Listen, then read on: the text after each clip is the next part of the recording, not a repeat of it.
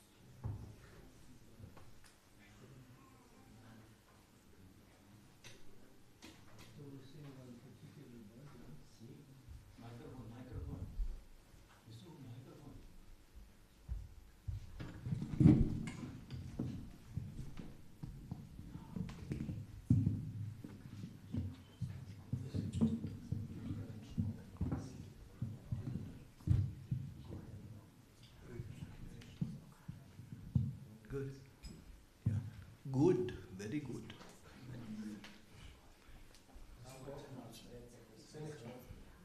Dobra, dobra. Jaka dobra. Jaka dobra.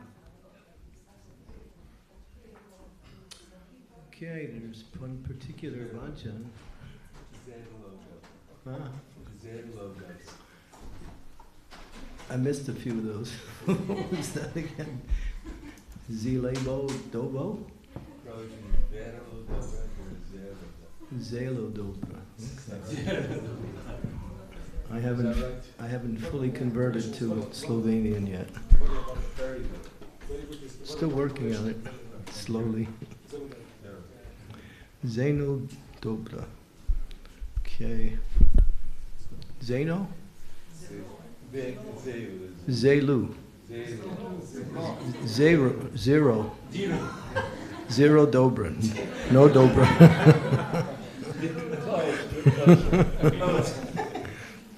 Dobra, oh. Okay, here we go. This is a beautiful bhajan, which I don't know how to sing. But anyway, I'll try singing anyway. It's called Srim Raja Dhamma Mahimamrita. It's by Krishnadas Kaviraj Goswami. So we'll need some kartals if we have some. Okay. So those of you who want to follow on your phones, it's called Sri Vraja Dhamma Mahimamrita. Jaya Radhe Jaya Krishna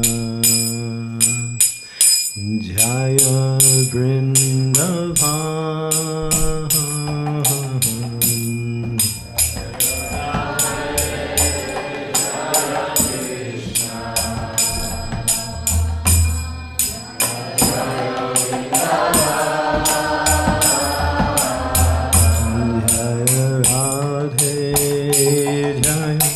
Krishna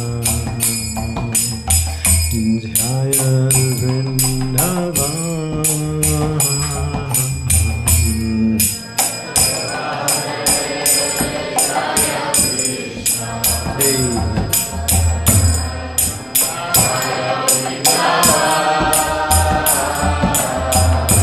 Shri Govinda Gopi Nataham Hadam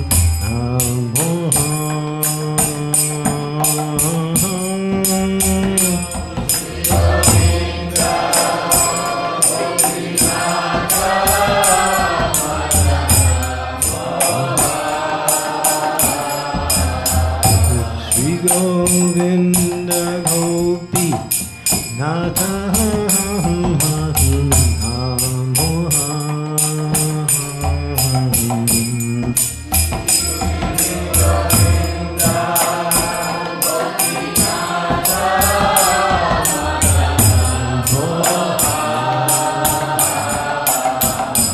Shamakunda Radha Kunda Giri Govardhan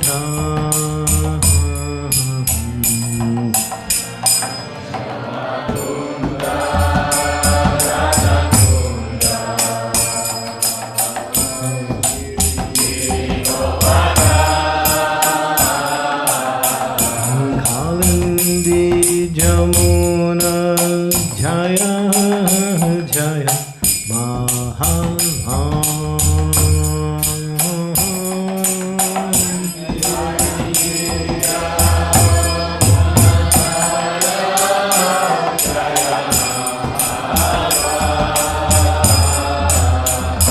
Kesigata Vamsi Vata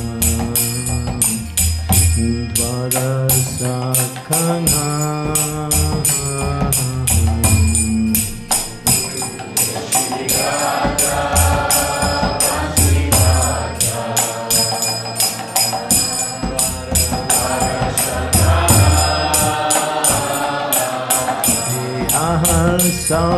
Savarira Koilo Sri Nandananha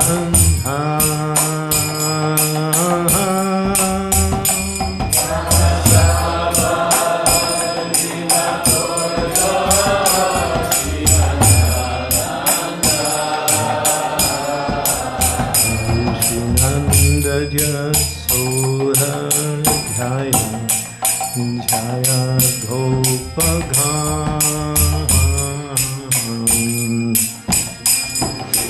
Jaya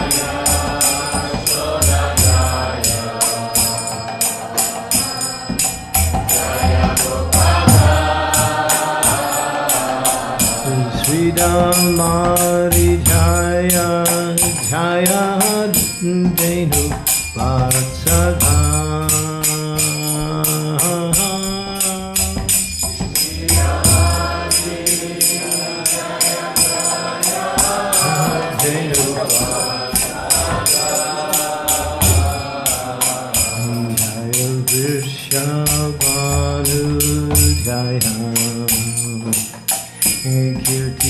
Sundari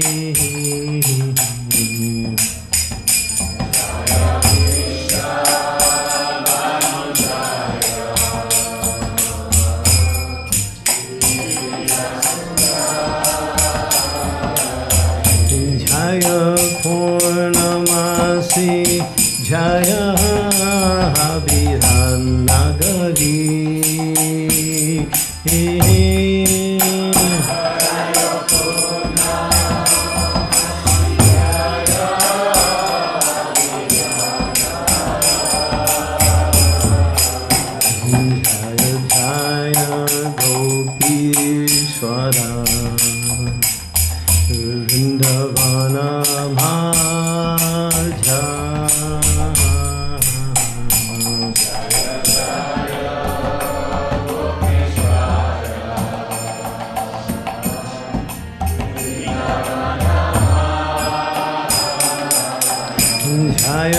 Hare Krišna Saka Batu Vijaraj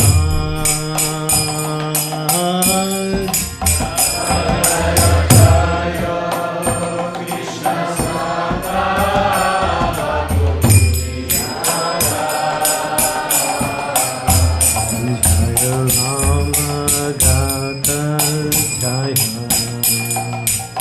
Rohini Nandha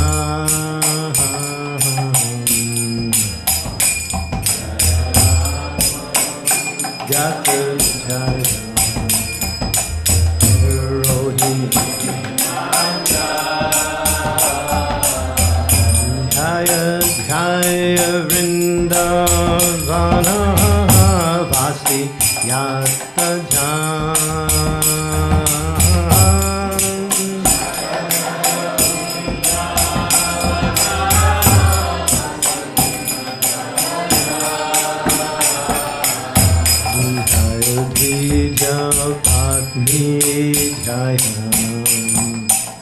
Naga Kanyaka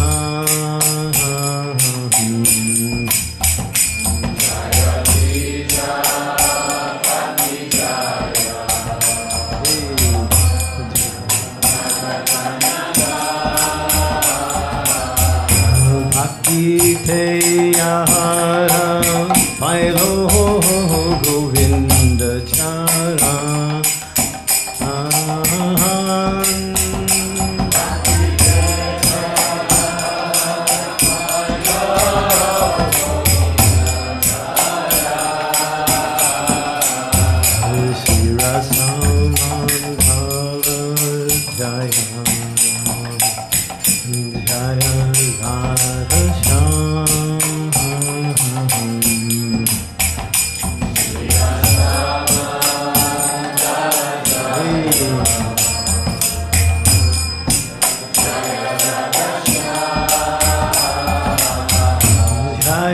Jaya Rasa Leela Sahu Madhura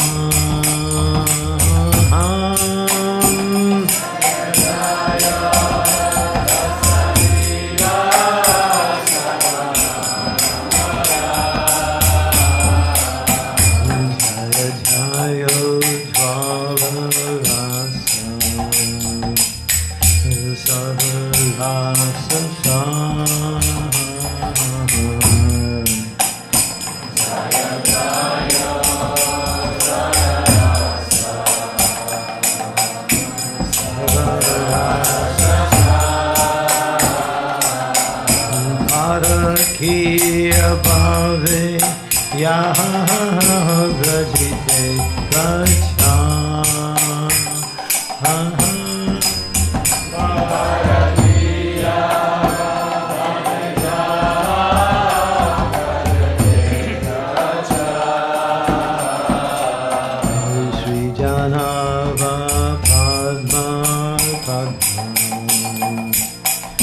Koriya Smaran.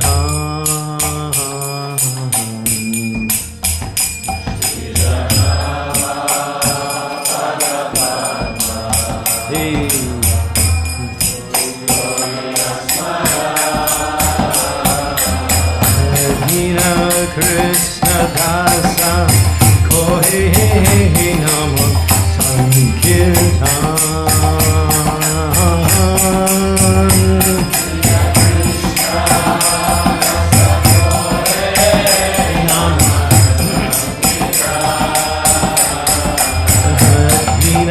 Krishna Dasa Kohe Nama Sankirtan.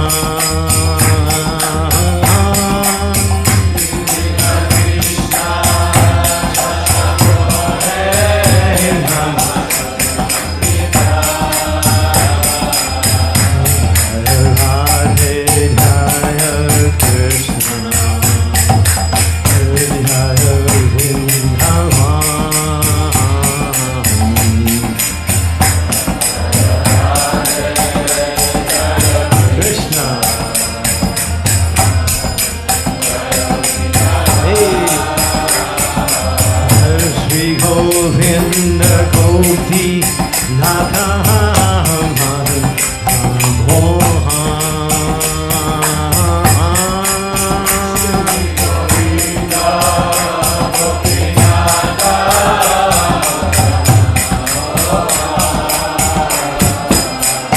Hare Krishna, Hare Krishna, Krishna Hare Hare, Hare Rama, Hare Rama, Rama Rama, Hare Hare. Hare Krishna,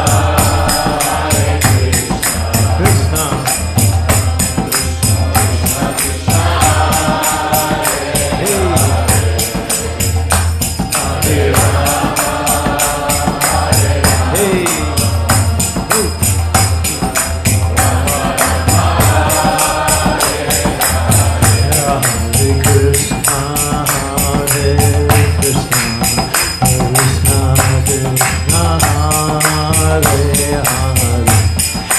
Hare Rama, Hare Rama, Rama Rama, Hare Hare.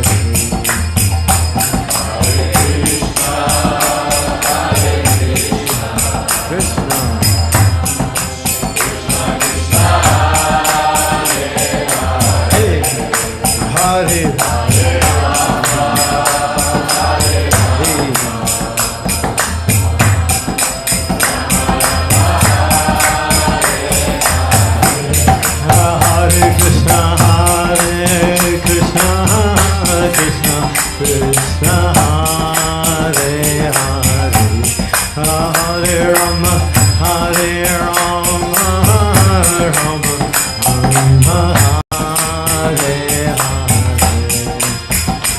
Hare Krishna, Krishna Krishna, Hare Rama. Krishna Krishna Hare Hare, Hare Rama, Hare Rama, Rama Rama, Hare Hare. Hare Krishna, Krishna Krishna, Hare Hare, Hare Rama, Hare Rama,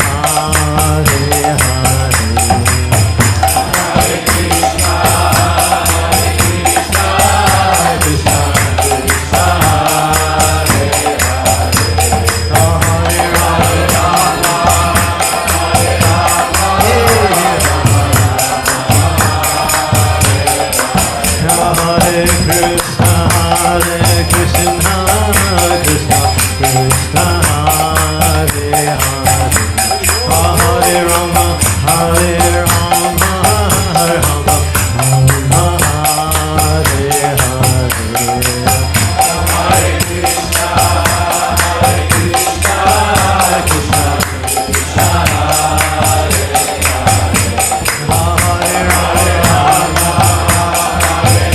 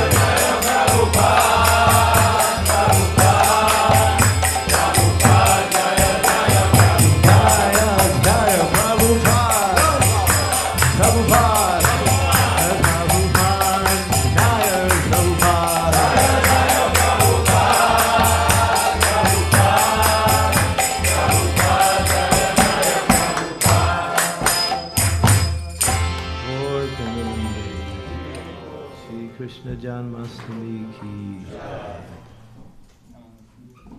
Shri Harinam Sankirtan ki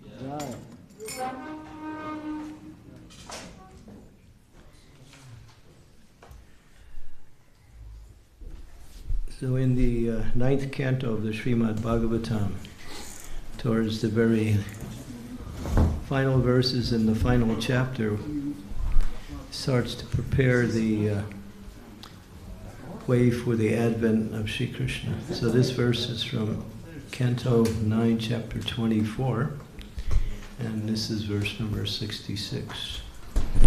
Om Namo Bhagavate Vasudevaya. Om Namo Bhagavate Vasudevaya. Om Namo Bhagavate Vasudevaya.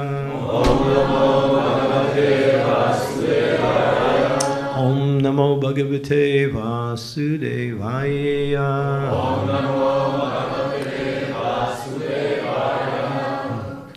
Jatogata Prita Griham Jatogata Pritam Griham Raja Ekatarto.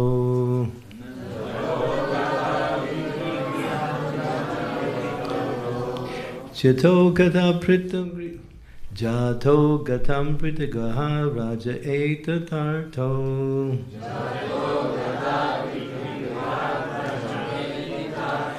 Hadvad rupam sutta satani krito ridraraha. Upadyateshu purusho kratubir samidye. Atmanam atmanigamam pratiyanjanesu.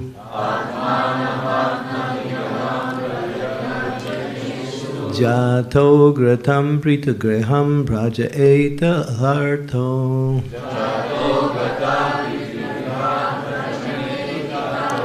Advam rupam sutta satani kutoridaraha. Upadyateshu purusha kratibir samiye.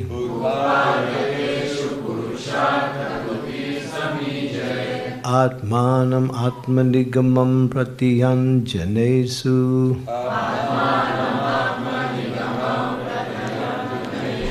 Jato gritam pritagrihan raja eti tharto.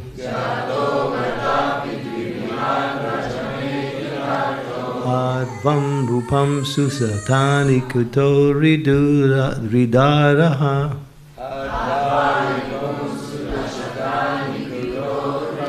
Upadyateshu Purusho Kratibi Sameye Atmanam Atmanigamam Pratyanjanesu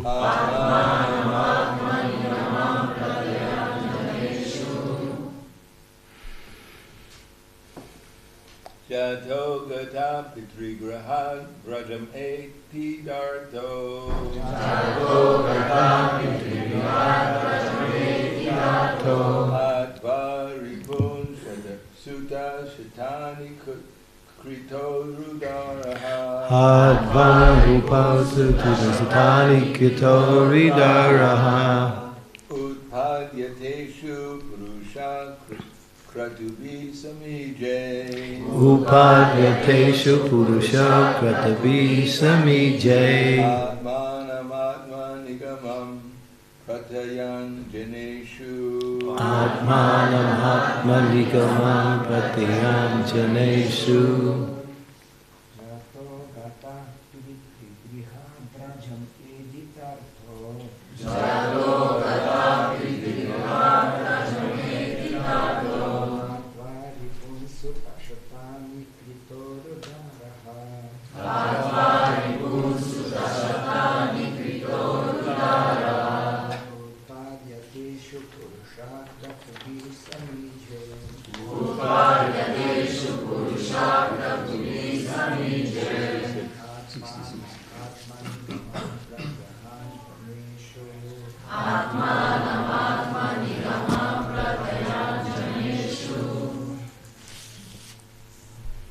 One more?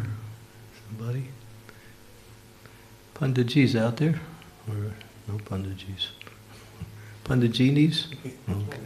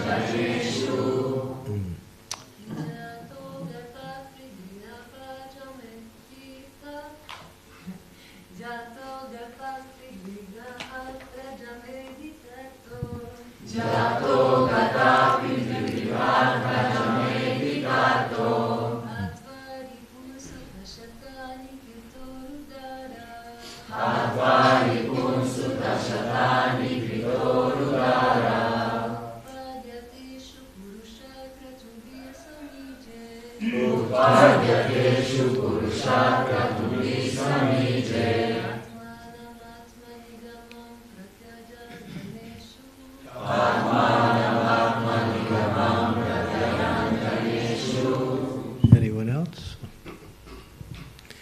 Jata. After taking birth as the son of Vasudeva, Gata went away, but Trir Grihat, from the houses of his father, Rajam, to Vrindavan, Edhita Artha, to exalt the position of Vrindavan, Hadvam, killing, there, Rupan, Ripun, many demons, Sutta Satani, hundreds of sons, Krita Uru Dara, accepting many thousands of wives,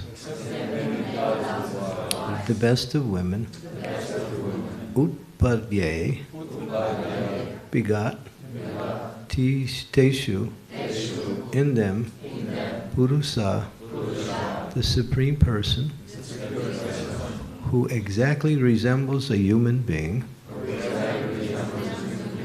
Krat to be, by many sacrifices, Samiye, worshipped, Atmanam, himself, because he is the person worshipped by all sacrifices, Atmanigamam, exactly according to the ritualistic ceremonies of the Vedas,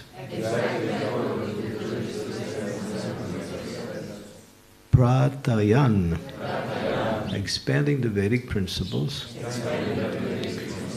Janesu, among the people in general. So, Sukadeva Goswami is speaking here.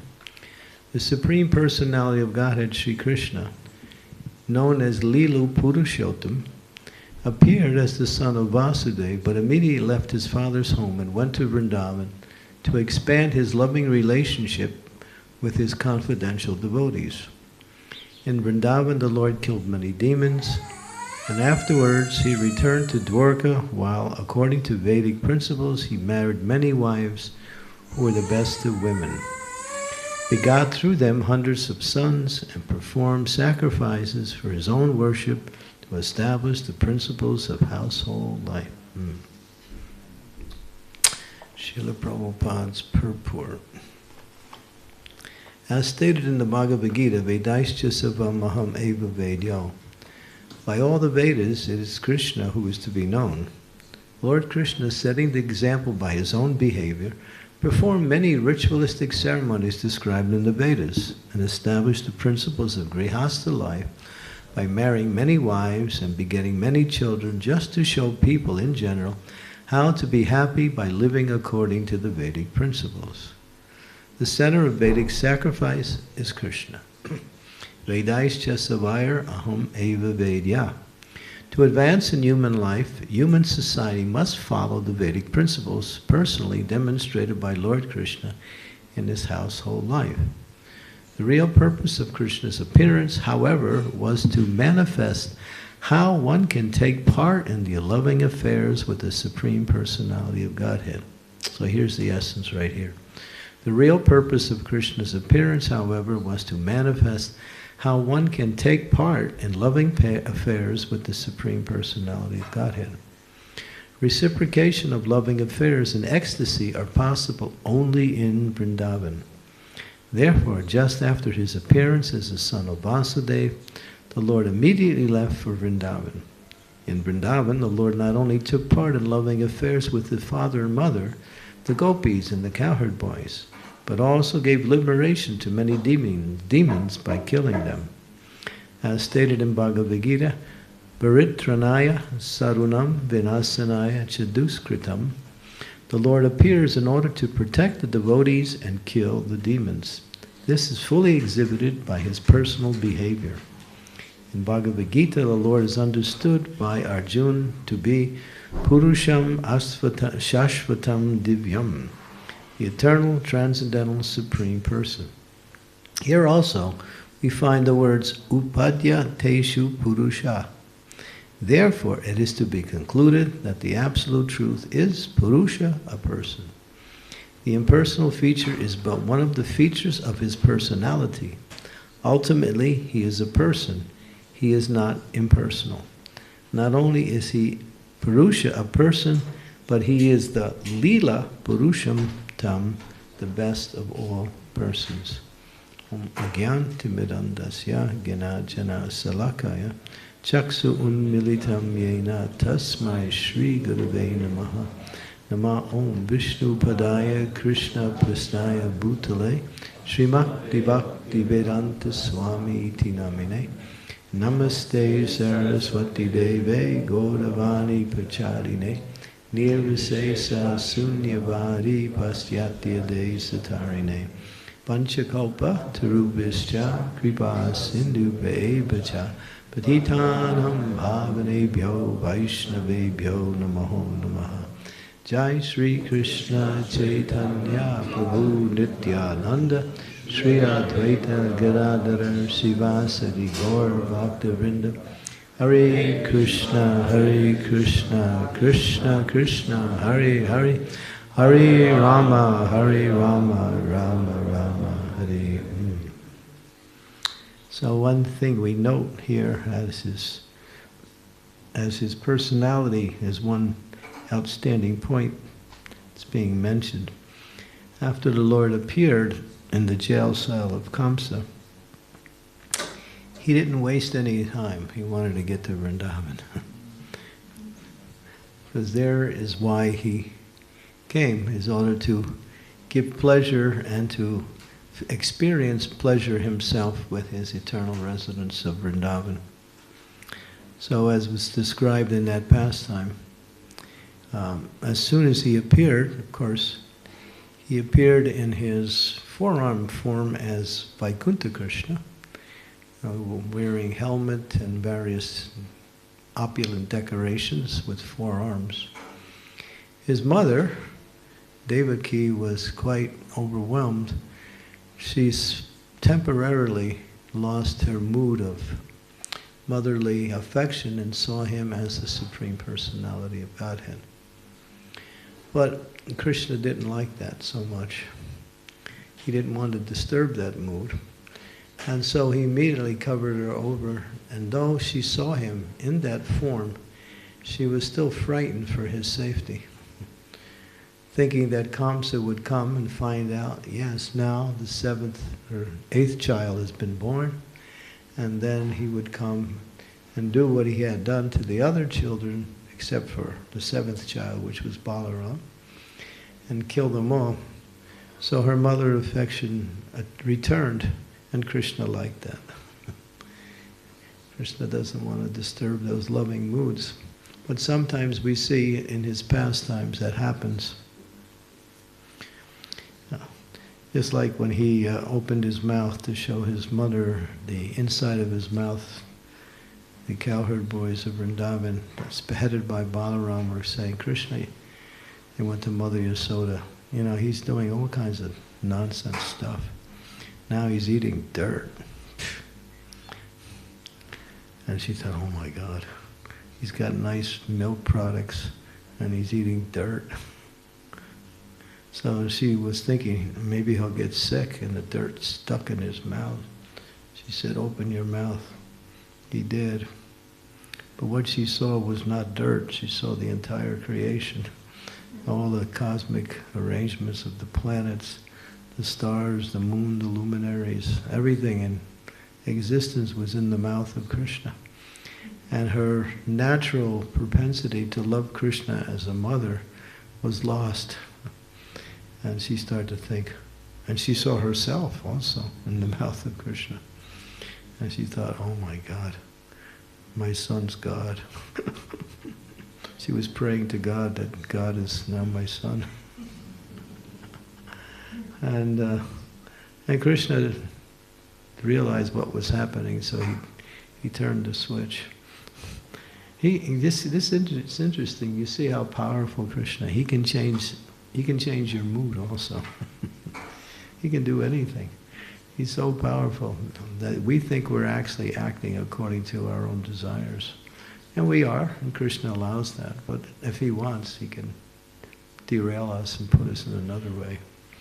He's completely all-powerful. So he did that, but in a very loving way with his mother. And here again.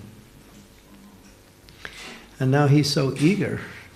And it's explained, and this is very interesting because there is some controversy centered around this one principle, and that who is the actual mother and father of Krishna? Is it Vasudeva and Devaki, or is it Soda and Nanda? Any comments about that? Well, according to the commentaries by Jiva Goswami. Jiva Goswami?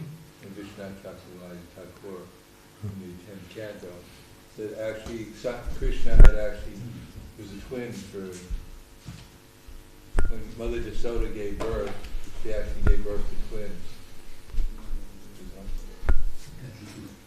she gave birth to Yogamaya and Krishna simultaneously. But because she was so tired, she fell asleep and she didn't know who she gave birth to. And therefore, when Vasudeva took Krishna in the form, he wound up in the river Jamuna, grabbed Krishna or Vasudeva, and Krishna wound up Vasudeva when Vasudeva came to Vrindavan, and he saw Vasudeva Krishna, who he had taken there, merged into the body of Krishna, and therefore Krishna was actually the son of Mother Yasoda, and then Vasudeva took up Yogamaya and took her to the Krishna consciousness. Yeah, back to Mathura, yeah. So actually, so what's the answer then? the answer is that Mother Yasoda is actually the mother of just Krishna. Krishna refers to Devaki and Vasudeva as mother and father. Depends where he is. Huh? Depends where he is, because Krishna doesn't take a foot out of Vrindavan. So is both of them the correct parents, or one is more superior? One is the parents of Vasudeva, one is the parents of Krishna. Yeah, so that's correct. But when we actually get down to the essence, who's the real parent? Krishna? Yeah. I mean, in terms of this particular Leela. It's Mother Yasoda. Okay. Thank you. Okay, we can accept that. But those who have the Vaikuntha mood will disagree anyway. But that's okay, they can disagree. Doesn't change the fact. Yeah, so as Maharaj narrated, when Vasudeva brought Krishna, it was interesting because after he was born, all of the jailers fell asleep, and all the locks on the bars of the jail opened up. The chains from Vasudeva fell off, and Krishna was now ready to go to Vrindavan. And it was the middle of the night, and it was a rainstorm. But Krishna was so eager to go, it didn't matter.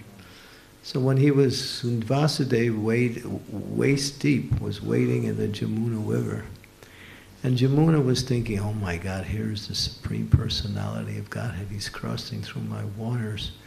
And his father is holding him up. And I'm not getting any dust from his lotus feet onto my waters. So Krishna understood that, so he slipped out of the arms of Vasudeva and fell into the Jamuna, and there was frantic excitement. What happened? Where's Krishna? Is he drowning?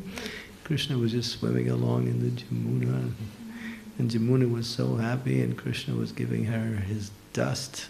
Even though it's a water, she still got dust. It was watery dust. So this Krishna likes to please his devotees. This is one of the reasons why he came to Vrindavan, just to show his loving mood towards his devotees who are eager to associate with him. Therefore he's called, not only is he a person, but he's called Leela Purushottam. He performs his activities as the Supreme Person, the best of all persons. Prabhupada says something in this purport, which I'm going to ask you a question on. It says here, to advance in human life, human society must follow the Vedic principles personally demonstrated by Lord Krishna in his household life. And what did he do? He married many wives. So we're supposed to follow that? Any questions or comments on that? Anybody want to put themselves in jeopardy by saying something? No statements? So what does it mean here? I mean, Prabhupada says that. He says here, he sets the example by his own behavior, performs rituals, establishes grihastha life by marrying many wives and begetting many children, just to show, in general, how to be happy by living according to Vedic principles. So the conclusion is you have to have many wives to be happy, right? I'm throwing it out for discussion. Huh? Huh? Maybe not many wives, but like family. It doesn't say family, it says wives there. One is enough. Well, sometimes for some of us, one is too much, but anyway. But that's another completely part of the Bhagavatam, which we're not going to discuss right now. No, the point is here that Krishna is demonstrating the ideal householder. What is the ideal? That one who is in that position should take responsibility for all of the affairs of household life. In other words, whatever he performed, he did it in the perfect way, according to the principles given by us in the Vedas. So that is the actual point. Prabhupada is not, what we say, encouraging, polygamy here. Although he does say that in many of the statements in his, that actually, because the women population is greater than the male population, it's natural to have polygamy, because that way all of the women will have husbands.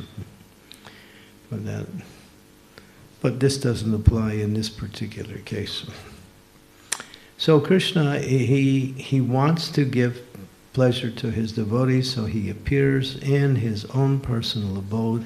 Sri Vrindavan Dham is the lovely son of his mother. Sometimes I'll deviate a little bit from the theme that we're presently mentioning and ask the question. Maybe some of you know. It says that Krishna came, pravrittanayam sarunam vinasanaya chaduskritam. He came to destroy all of the demons. And obviously there was, as it says in the beginning of the Bhagavatam, that the world was overburdened with demoniac kings who were ruling.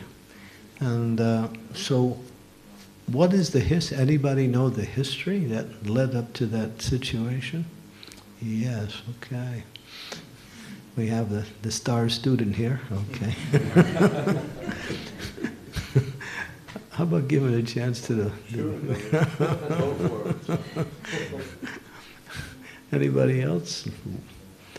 There is a particular pastime, it's from the Mahabharata, and it mentions that when Parasuram was here many thousands of years prior to the appearance of Krishna in this form, he was very angry to see the rulers of the world very proudly ruling the world. They were kings, they were opulent, they had power, they had prestige, but they were arrogant. And because they were arrogant and ruled in that way, Parasuram, who was an expansion of the Supreme Lord himself, came and he destroyed 21 generations of Kshatriyas. And when he did that, as it's explained in the Mahabharata, there was no rule in the world. All the kings had been killed. And now that became a problem. So what to do? There needs to be some type of rule in the world at least. And of course, saintly rule should be there. And so what they did is they made a plan to again reestablish saintly rule in the world. And this was a difficult plan. They asked all of the sadhus, many of the sadhus who were living at that time, to come together with the princesses and produce a new generation of kings. And so they did. They sacrificed their austerity and for the sake of, again, creating a saintly rule around the world.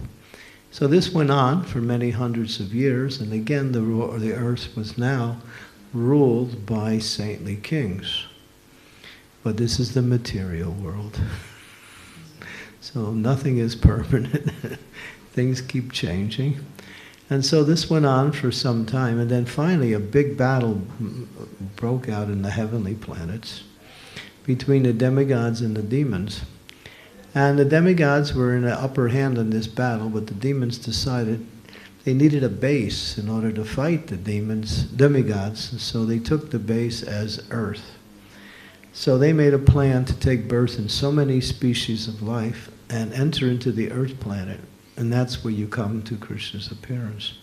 So you see many of the demons. There were Aghasura, snake, and Keshi, the horse, Aristasura, a bull, various types of species who were actually demoniac in nature, had come to, again, control the earth from that point. And then we hear how Mother Earth, Bhumi, the predominant deity of the earth, feeling overburdened by these demonic population, who were members of the royal order. They had taken power again. Then she came to Lord Brahma with tears in her eyes. Earth is a planet. Sometimes we don't see that. She is actually a living being. And she reacts to the activities of the praja, or the population. And therefore she is like mother. We refer to earth as mother. And when people are pious and religious, she gives her bounty in the form of the things that are needed to live nicely and happily. And when people are sinful, and that sinful activity continues, she restricts, and therefore there is calamities on the earth. And here we have that situation. So in a very distressful way, she went to Brahmaji for help. Brahma, seeing her, he took her along with some of the chief demigods headed by Lord Shiva to the ocean of milk, where Kshirodakshai Vishnu was there, and offering beautiful prayers, as is mentioned, the Purusha Shukta prayers. They petitioned the Lord to please come and, do your duty. We can't do it. We're demigods. This is beyond our control. These demons are too powerful. Only you can do it. And so they prayed to the Lord in a very sincere way. And the Lord knew, of course, the Lord knows everything ahead of time. So he knew everything about the situation, but he was waiting for them to come and ask. Because the Lord knows, just like it says in our practice of Krishna consciousness, the Lord knows what we need to become Krishna conscious. But we should pray for it anyway. Because that shows that our eagerness and that enthusiasm is a feature of bhakti. That though the Lord knows everything and he knows what I need, simply we should still pray for that, because that accesses the mercy of the Lord. When he sees that we are sincere in trying to make advancement in devotional service, he responds to the prayers and gives us exactly what we need, because he knows exactly what we need. That's Krishna. So here, he knew, as it's explained by the acharyas, Krishna knew everything, but he was waiting for the demigods to come and pray. And then he gave his promise, and he instructed them. He said, you will also take birth in various families and appear on earth, and then I will also appear. And that was Krishna's arrangement. But here we have seemingly another reason why the Lord appears, and that is to give pleasure to his devotees. So although he says that in the Bhagavad Gita, that he does both, and he does both, the main reason why he comes is to give pleasure to his devotees, to associate with his devotees, to uplift his devotees, to create more devotees, and to, at the same time, simply by his presence, he immediately extinguishes the demoniac feature of the earth. That's secondary. Prabhupada used to say, he can do that simply by sending a very powerful acharya, or one of his own incarnations. But when he comes as Krishna himself, he's Leela Purushottam, he comes to perform his different leelas for the pleasure of his devotees. And then the whole atmosphere becomes purified, and he purifies his devotees, and then ultimately he reestablishes Dharma, or what we say, saintly rule again. And then after he leaves, everything starts to go down again. This is the material world. And Prabhupada said, if you're not struggling to keep your Krishna consciousness, what we say, moving forward, you will move backward. That is the nature of this material world. We always have to be endeavoring. Therefore, how do we endeavor? And this Janmashtami day is actually a feature of that endeavor, to use our time and energy to hear and chant the glories of the Lord, because as we hear and chant the glories of the Lord, we become attached to the Lord. As we develop attachment for the Lord, that attraction becomes more and more. As attraction develops, then the feelings of emotion start to arise within the heart of the devotee, and the devotee becomes fixed in loving relationship, in the mood of service to the Supreme Personality of Godhead. So this is a beautiful expression of how Krishna unfolds his pastime so nicely. He puts his devotees in anxiety. You see that. His father and mother in Mathura, what did they have to go through in order to bring about his appearance in the world? No one could go through that. I mean, Devaki, she's a mother. And anyone who's a mother, to watch her own children being killed by her own brother is beyond mortification. It's just unbelievable pain and sorrow. People would die simply by experiencing that. But somehow or other, Krishna allowed them to go through that just to increase their loving relationship with him. Krishna does that too. He does that to the devotees. He puts the devotees in sometimes difficult situations. These difficult situations appear to be difficult, but what they are opportunities to go deeper in our relationship with Krishna. So devotees should always see that reverses in Krishna consciousness, or reverses in our execution of Krishna consciousness, are opportunities to reflect and go deeper into our relationship with Krishna. So difficulties are actually, as Srila Bhaktivinoda Thakur says, opportunities to offer greater service to the Supreme Personality of Godhead. So a devotee is not, what we say, discouraged by things. They may also find some difficulty to accept them, but when we understand that for a devotee, Krishna is always there. He never leaves his devotees. But the devotees leave him sometimes. Although he's still there, we're gone. We forget him. And then we try to undo our problems by our own intelligence and our own efforts, saying, well, Krishna, right now I have to get things straight and I'll be back.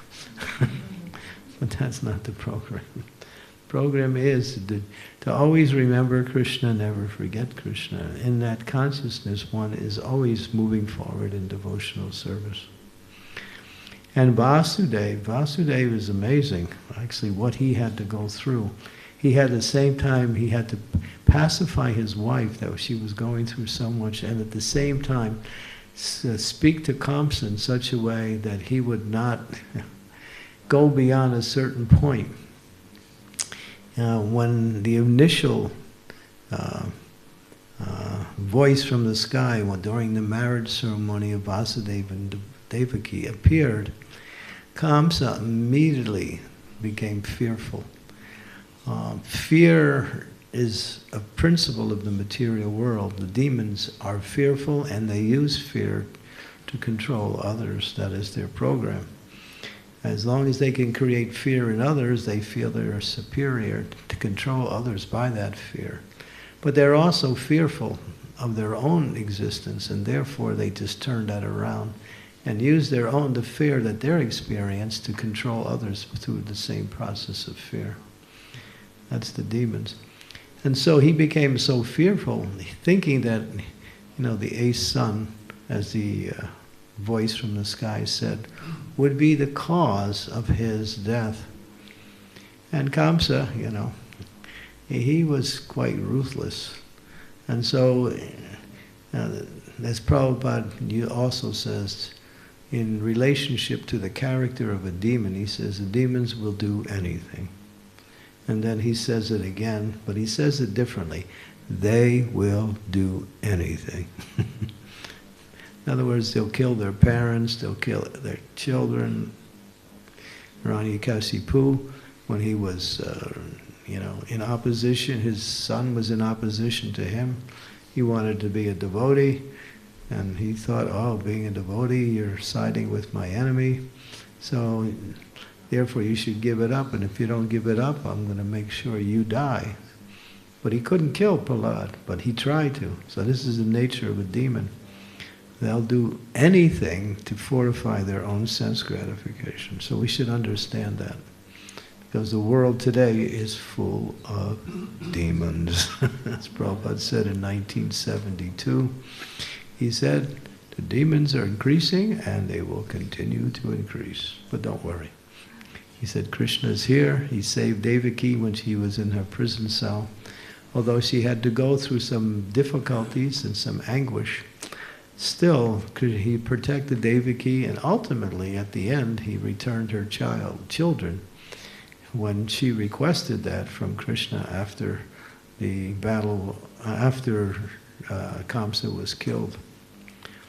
So Krishna is always wants to please his devotee, and he always protects his devotee.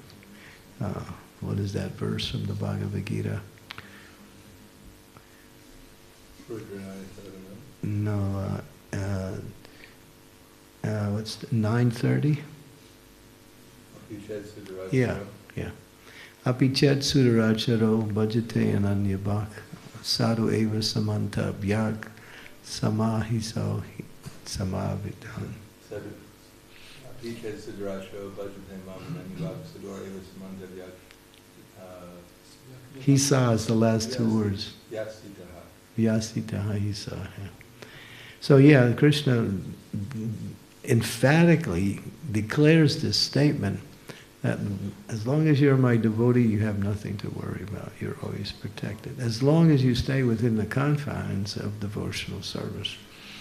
In other words, if you work outside of devotional service, and you say, well, I'm a devotee, well, devotee means devoted and not something different. So we have to always stay close to the process of devotional service. And then you're always protected at all times. And Krishna will even give protection when we somehow stray away from the process. But generally we shouldn't put him in that situation, that he has to work a little extra harder to protect us. He will do that also. But that's Krishna.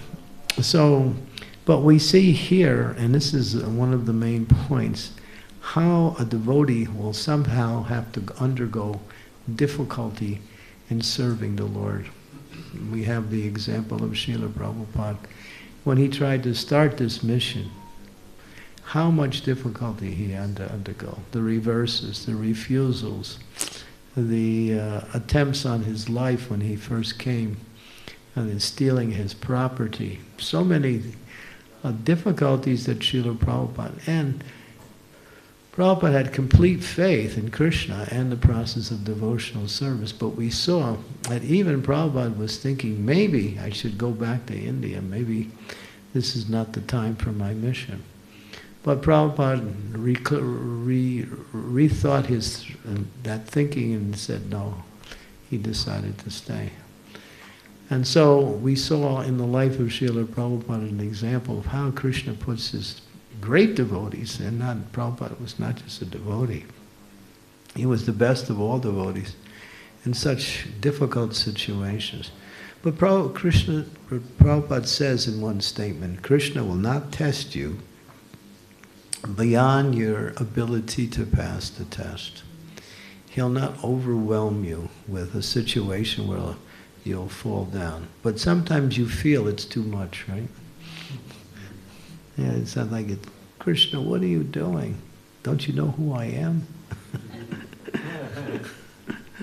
And you start, the grazed hairs start coming out, and you start pulling them out.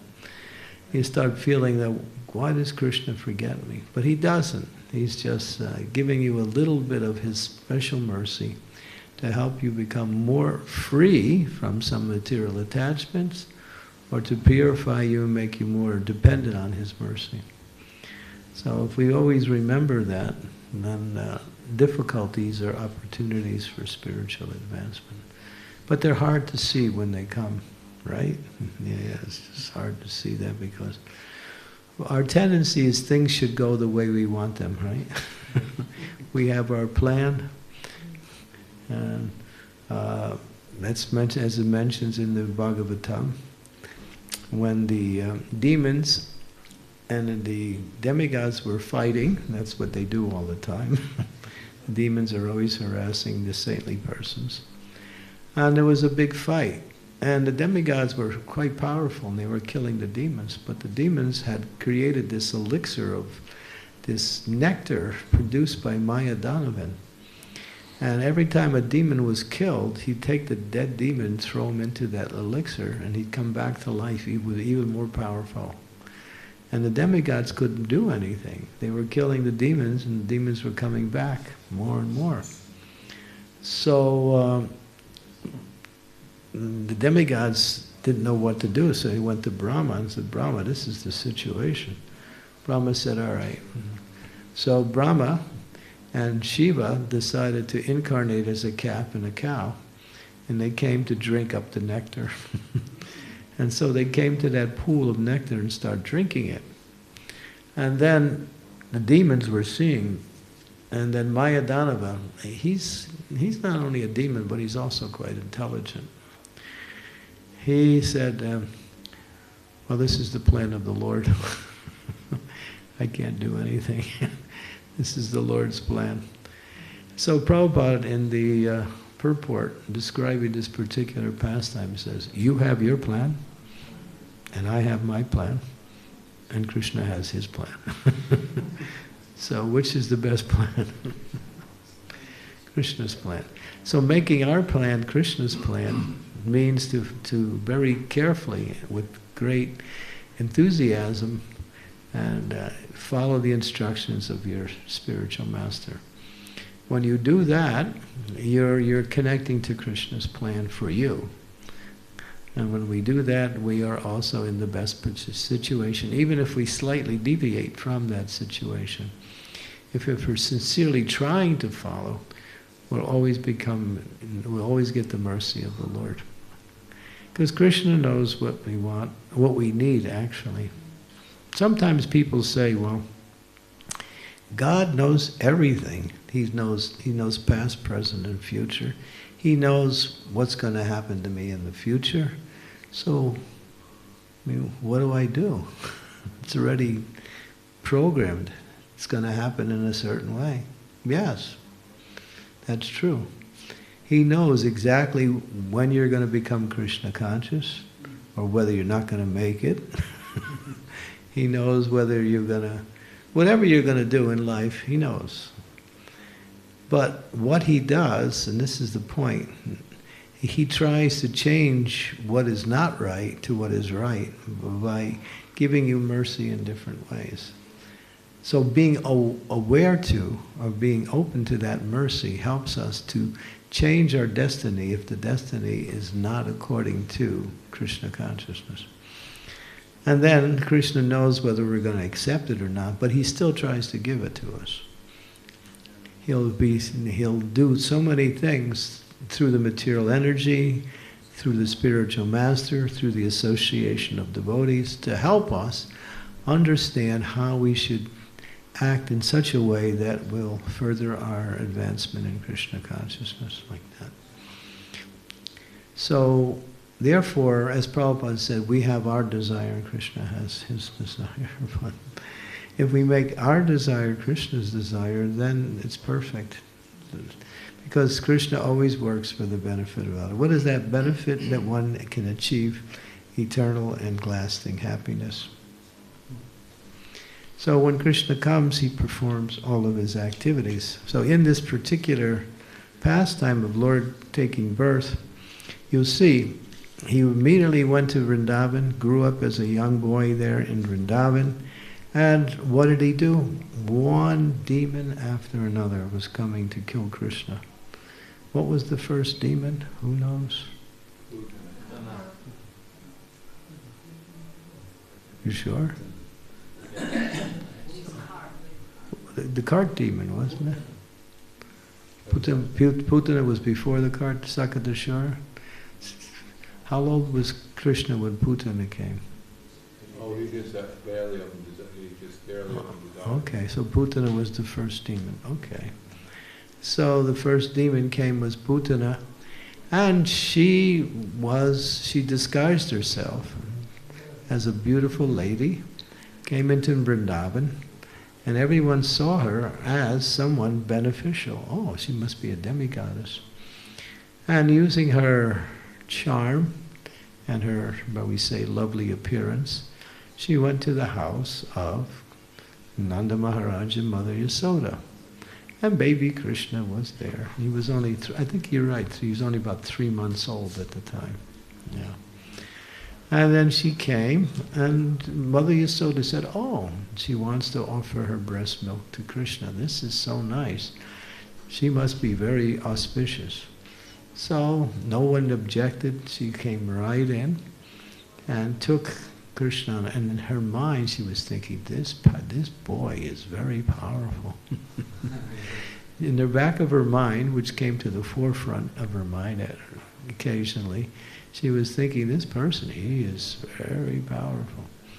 But still, with her desire in mind, she came, put Krishna on her lap, and offered her breast milk, but she had smeared this very powerful, deadly poison on her breast nipple. And then Krishna said, oh, she's my mother. So he had no enmity towards her. She was thinking he was thinking she came to offer her nice service as a mother to me, so let me reciprocate. And so he did, but he purified her at the same time. So in taking her breast milk, he actually sucked out her life. And when he did that, she turned again into her original form as a hideous monster. And it's described in that pastime. She was huge. She was like 9 miles long and very ugly, and her body is described in different features of the material energy. And everyone was shocked. But Krishna, he started playing around on her body like, yeah, she's cool. I can use her body to play around, slide down her slopey breasts, like a sliding pond. No, Krishna likes to have fun. He's never in anxiety. He enjoys killing the demons because he knows when he kills them, he actually gives them mercy. And that's hard to understand because killing is always seen to be something that is bad for the person who's being killed. But in the case of the demons, and when it's Krishna's involved, that demon gets liberation. That demon actually, and Mother and Putana got a very high birth in her next life. In other words, she attained liberation almost on the level of Mother Yasoda. That was very high because she came as a mother and he saw her as a mother. This is Krishna. When that story was narrated to Pundarik Vidyanidhi by Mukunda, when Mukunda came with Gadadhar Pandit to show Gadadhar Pandit the qualities of Pundarik Vidyanidhi, Chaitanya Mahaprabhu had sent them there to meet Pundarik. Pundarik was actually an incarnation of Vrishabhanu, Krishna Radharani's father, who appeared in Gaur Leela as Vrishabhanu. And he was in a very, very opulent mood. He would wear very silken garments and very beautiful decorations. He would chew betel nut and his mouth was always red. He'd have nice fragrances in his hair. He would take a mirror and look into the mirror and just smile at himself. Like ladies do in the morning, you know, getting ready to go out and give darshan. Anyway, not the devotees, but you know, non-devotees do that. Anyway, so when Gadadhar saw, oh my God, this person is a great devotee, Lord Chaitanya has sent me to him. He looks like an ordinary materialist. And he had servants, he had a beautiful place that he was living with so many beautiful and opulent decorations. But then Mukunda picked up on Gadadhar's mentality and he thought, oh, Gadadhar is having some doubts. So then he chanted this verse, which is a glorification of Krishna killing aho bhakti-yam kalastala kutam, something like that. Aho bhakti-yam kalastala kutam. That Krishna, seeing this demon coming to kill him, he treated her as a mother. And he gave her liberation on the same level, almost on the same level as Mother Yasoda. When he chanted that verse, Pundarik Vidyanidhi went mad. He went into ecstasy, thinking of how merciful Krishna is. And this is the main point of our devotional service. We should always remember that Krishna is very, very kind. He's so kind that you can't find a better form of worship than Krishna. Chaitanya Mahaprabhu wants to show Krishna's kindness, so he takes a form even more merciful to make it, to show even how that kindness can extend beyond any logic or any reason. That even demons get what we say devotional service, Jagai and Madai. So Mahaprabhu is Krishna himself, but Krishna, he also showed that to relieve the demons of their miserable existence, he kills them. But what does he give them? A better situation. A situation where they're free from their material body and they can experience, at least for some time, the happiness of Brahman realization. Krishna. He's cool. He's a nice guy. Don't go away. Don't think there's anybody else worshipable, more worshipable than Krishna. Or any other lifestyle that you can fulfill your desires perfectly and completely. Only in Krishna consciousness, because Krishna is always there to guide his devotees, correct us when we get a little bit out of line.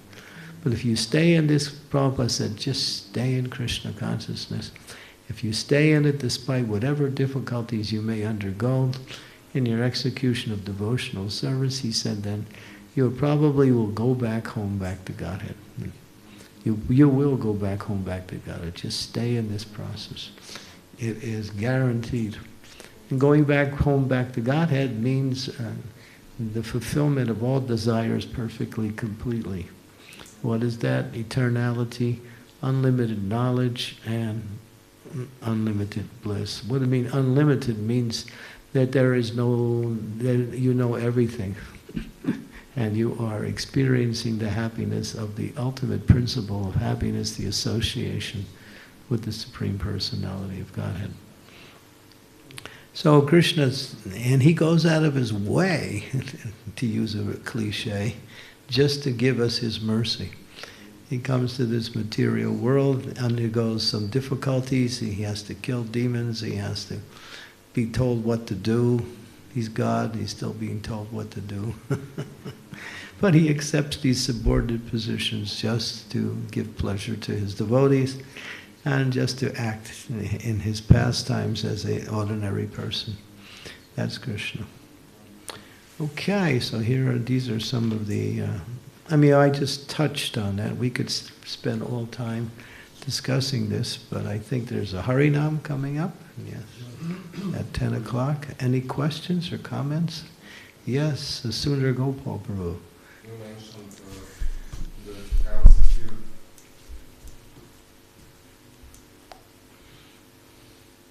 Kamsa killed the 6 sons of Devaki, yeah. Yes, and you didn't kill the 7th one, Balaram, Krishna knew Balaram was about to appear, so he consulted with Yogamaya and said, Yogamaya, I'll have a service for you. The next child in Devaki will be the Supreme Personality of Godhead, Sri Balaram. I want you to use your power to move him out of the womb of Devaki and bring him to the womb of Rohini and Vrindavan. When she heard that, she was shocked. My God, what a service that is. Trying to transport the Supreme Personality of Godhead from one body to another. But Krishna said, don't worry, I'll empower you. You'll be successful.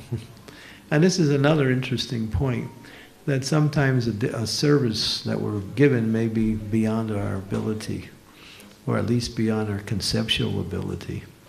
But we should understand that wherever the service is, wherever the order is, the power to carry it out also comes. It also comes.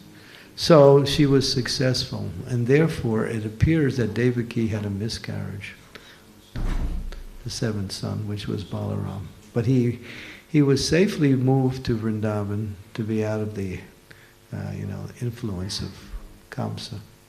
Of course, Kamsa couldn't kill him, but in order to protect the Leela, it appears that this is the way that Krishna... And Krishna wanted to bring him to Vrindavan and be there when he got there, because then he became the older brother of Krishna. And then they performed their pastimes as Krishna Balaram.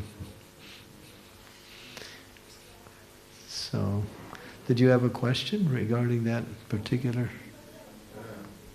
Yes, because now I remember this, I just forgot about this, because you always consider Balaram the son of Rohini. Yeah, he's Rohini Nandana. Yeah. Yeah. Yeah, he was moved like that, simultaneously. And people question, how is that possible? It's not possible from the material point of view, but it's only possible by under the influence of the Daivi Shakti, the spiritual energy. Anyone else? Yes, Mataji. Okay.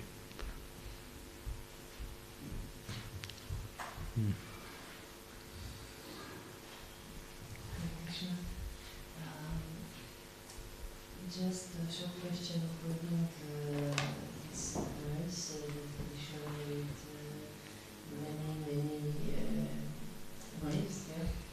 Oh, to have many, many wives, yeah. Yeah, Ladies don't like that, no, generally. yesterday we had... But then it's a good thing, because sometimes you can escape from your husband when he's busy with the other wives. So there is a benefit in that. I just want to make clear that we can understand this, not that it's not about the polygamy, but actually of many expansions of Krishna, correct? These wives, the queens. No, husbands. Oh, to have many husbands? Is that what? He was in many husbands and he can marry many wives. It's not about the polygamy, isn't it? Well, that's called, what is that called? It starts with an A. Many husbands, what is that called? Polyandry. Polyandry? Yeah, polyandry is. Draupadi, she had 5 husbands, the Pandavas. So what is the point or question? I'm somewhat a little... Last time we had a lecture, and when Prabhu explained us that it's not about the polygamy, Right. but it's because of many expansion of Krishna in different Well, ways. but he expands in order to satisfy all of these ladies.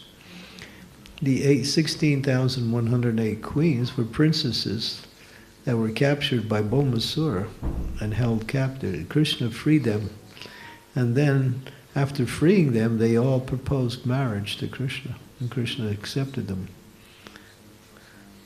And that's why you get that number 16,108. That's how many there were. But Prabhupada, in explaining this particular Leela, he says, Krishna can have 16 million wives. For him, it's nothing. Because every woman is his wife anyway.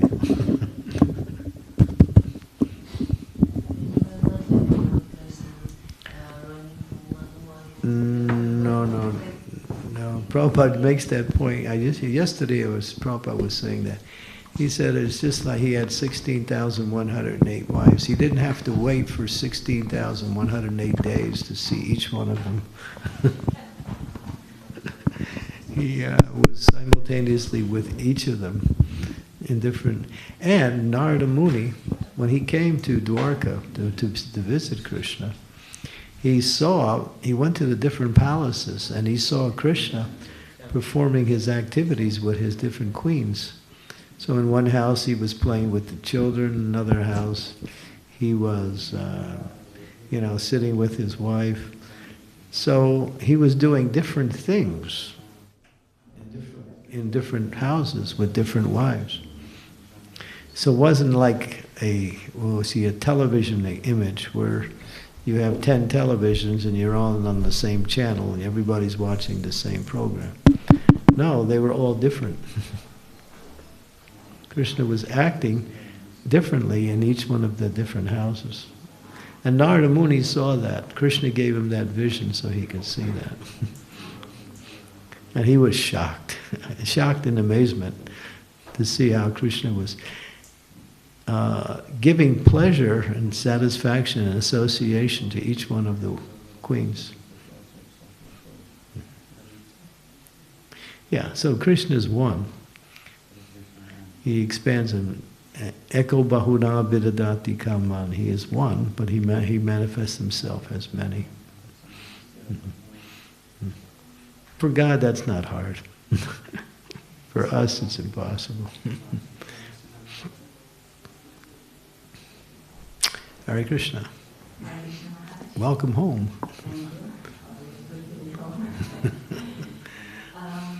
I really like this pastime with Putana because it really is a hope.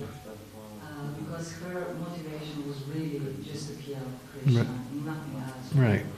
And still Krishna saw her as a mother. She wants to feed him. Mm-hmm. And the result was she was really... Yeah, but Krishna was a little angry at her for killing all the other children. So he was feeling that anger towards her. But still, he accepted her as a mother at the same time. So my question here is, many devotees, before they chant japa, they approach it really sincerity, with prayers, they want to go to japa retreat just to get better in japa. Come back next week for you. Yes. So the approach for that is really sincere. There is. Yeah. Yeah, but still, I would say, in my case, there is no Krishna here. So because there are 3 stages of chanting holy names. Oh, yeah. So how come that the devotee who is honest to, he wanted to do devotional service with really as much as he or she can. It's a process. But still, it's 3 stages of Yeah. chanting. Yeah. I just wanted to kill him, and she got such a good result. Oh, why do we have to go through the long route? Well, you just become a demon, you can get killed by Krishna. Yeah, that's all. You want to go the short route? Okay. But then again, he might not kill you because he thinks, she's a devotee, I can't do that. And so you have to go through the long route. But, what the verse is, Susukam kartam avyayam. That the process of devotional service is joyful. So even if we have to struggle to perform our devotional service, it's an opportunity to show our love for Krishna. So in one sense, it's actually very pleasing. We all struggle with japa. Some of us more, some of us less. But the point is that for a devotee, everything is auspicious. And but Putana got something instant. But at the same time, she didn't get bhakti. Devotees will get bhakti. And that is superior to any type of liberation. Even